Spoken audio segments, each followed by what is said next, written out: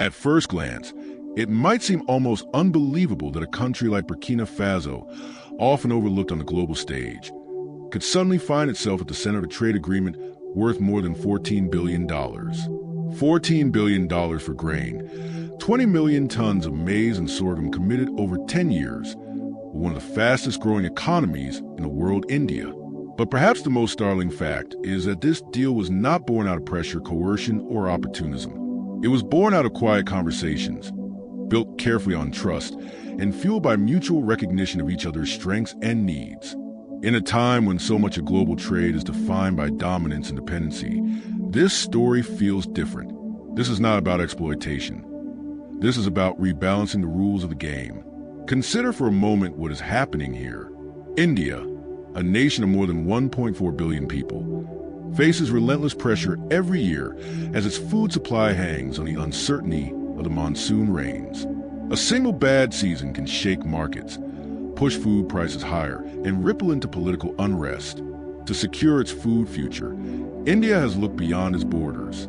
But instead of turning only to the traditional giant of agricultural exports like the United States, Brazil, or Argentina, it has turned to a small West African nation with vast potential but little historic visibility in the grain trade. That choice alone is groundbreaking because it signals a shift in the balance of power in global agriculture. On the other side of this deal is Burkina Faso, a country striving to redefine itself. Long associated with instability, conflict, and economic challenges, it is now positioning itself as a nation ready to play by new rules, one where sovereignty is not for sale and dignity is not negotiable. For Burkina Faso, this deal is not simply about selling maize and sorghum. It is about recognition being acknowledged as a credible, trustworthy, and capable player in the international market. It is about lifting its agriculture sector from the shadows and planting it firmly in the soil of global relevance. But why is this agreement shaking the world? The answer lies in what it represents. Unlike many past trade deals forced upon African nations, this one is structured around fairness. India did not approach with a heavy hand or demands that undermine Burkina Faso's sovereignty. Instead, it offered money, technology, infrastructure, and above all, respect. It was not just about the grain. It was about building the railways to move it, the silos to store it, and the roads and ports that will ensure this deal delivers benefits for decades to come. And critically, Burkina Faso secured a quota to guarantee its own domestic food security, making sure that the deal did not strip its people of what they needed to eat. This is where the challenge lies. For decades, the narrative has been that smaller nations cannot compete in a world dominated by global powers.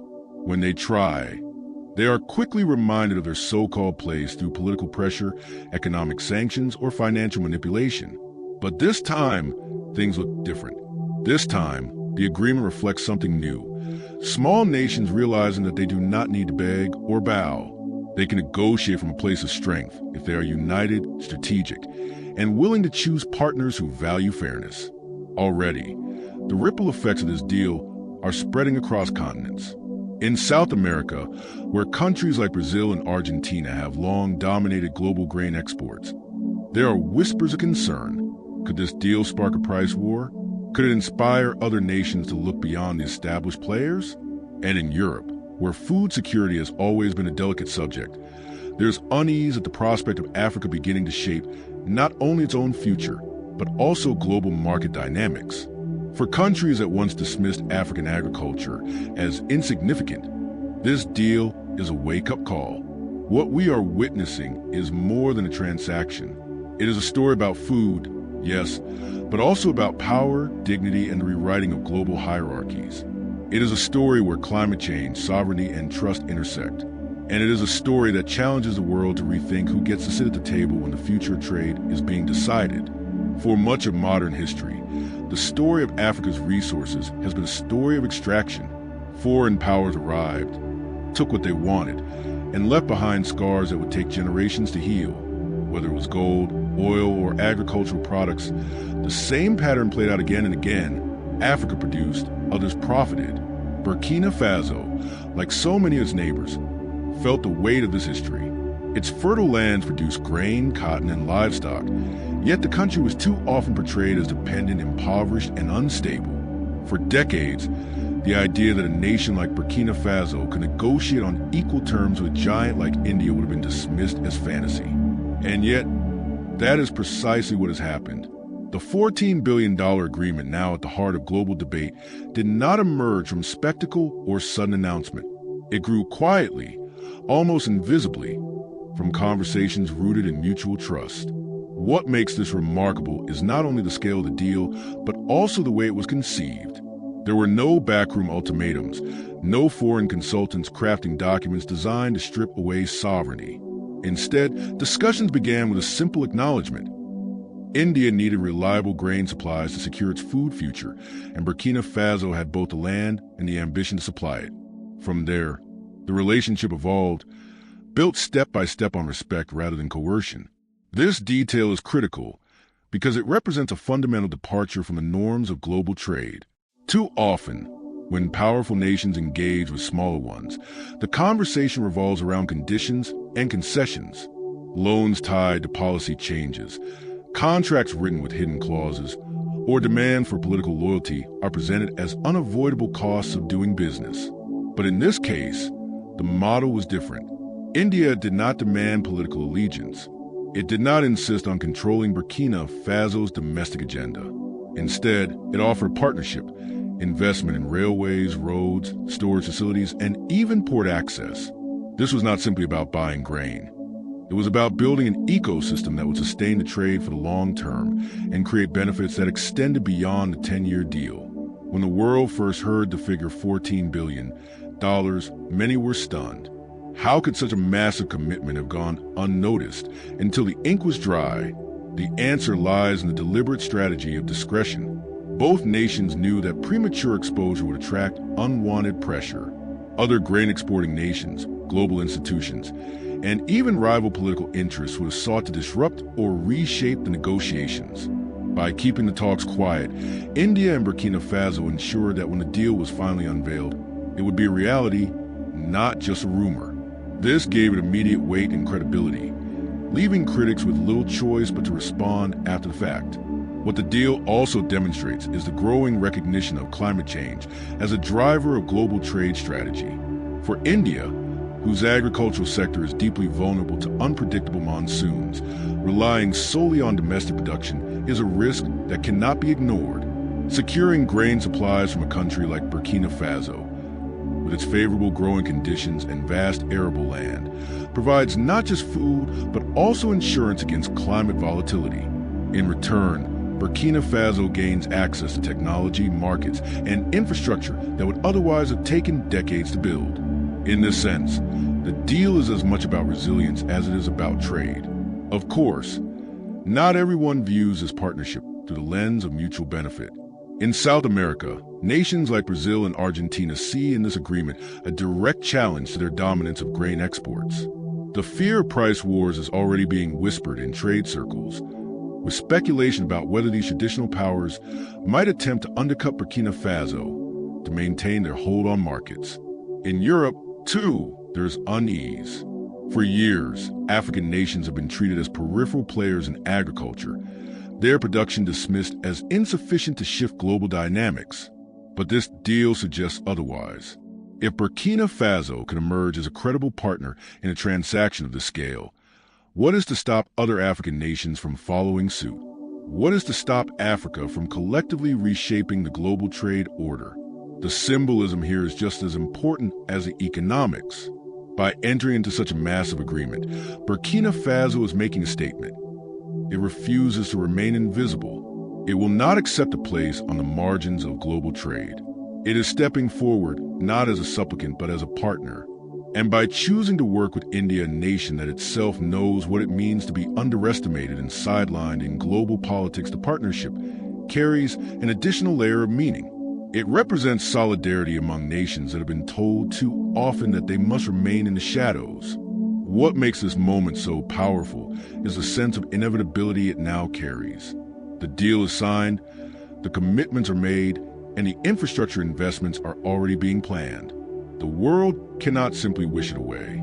For those who have long dismissed Africa as a passive actor in global affairs, this is a shock. For those who have argued that smaller nations have no real power to negotiate on their own terms, It is a contradiction that demands explanation. And for the people of Burkina Faso, it is a rare moment of global recognition, a chance to see their nation's name not in the context of crisis, but in the context of opportunity. When the announcement finally came, it was not through whispers in the corridors of global institutions or buried in the pages of technical trade agreements. It was declared with clarity, confidence, and intent. The leader of Burkina Faso stood before his people and the world and spoke of a future defined not by dependency, but by partnership. $14 billion, 20 million tons of grain, 10 years of commitment, and an agreement that put Burkina Faso in the center of a global conversation it had long been excluded from. For the people listening, it was not simply the announcement of a deal, it was the assertion of sovereignty, a declaration that they were no longer spectators in a game rigged by others, but players who would command respect. The moment carried symbolic weight far beyond the figures.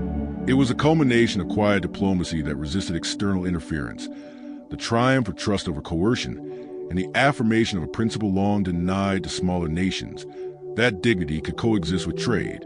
In the announcement, there was no hint of subservience, no suggestion that Burkina Faso had been compelled by desperation or lured by manipulation. Instead, there was pride, the kind of pride that comes from being recognized as an equal by one of the world's largest nations, and a conviction that this recognition could not be revoked by skeptics or rivals.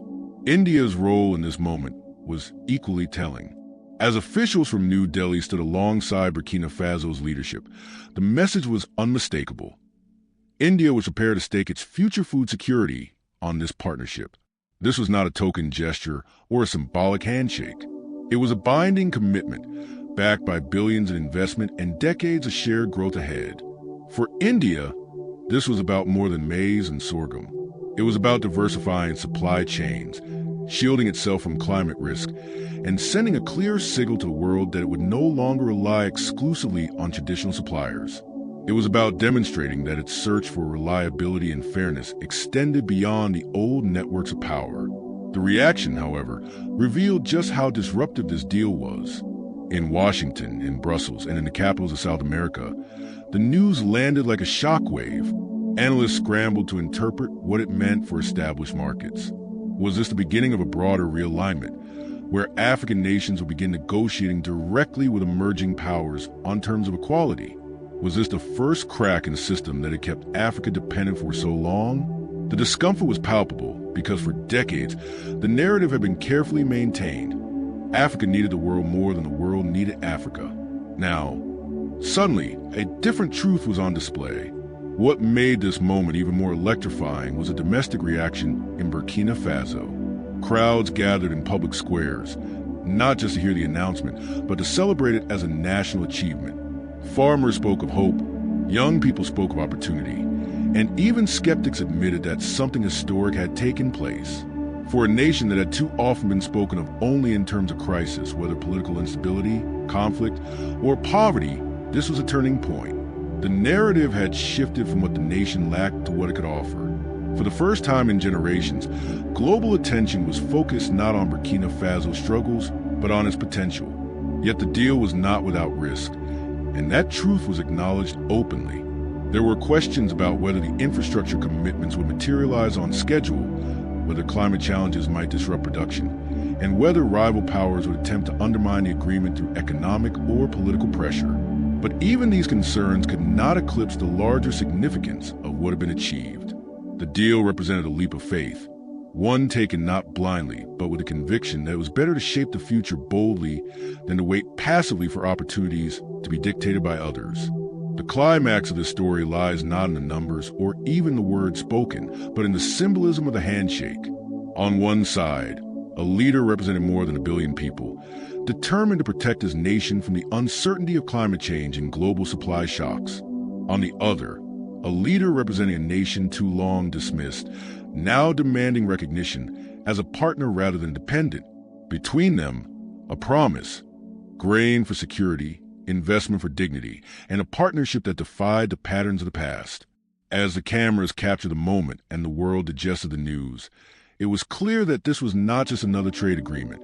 This was a challenge to the very logic of global trade, a reminder that smaller nations could no longer be excluded or underestimated, and a signal that Africa was prepared to chart a new course.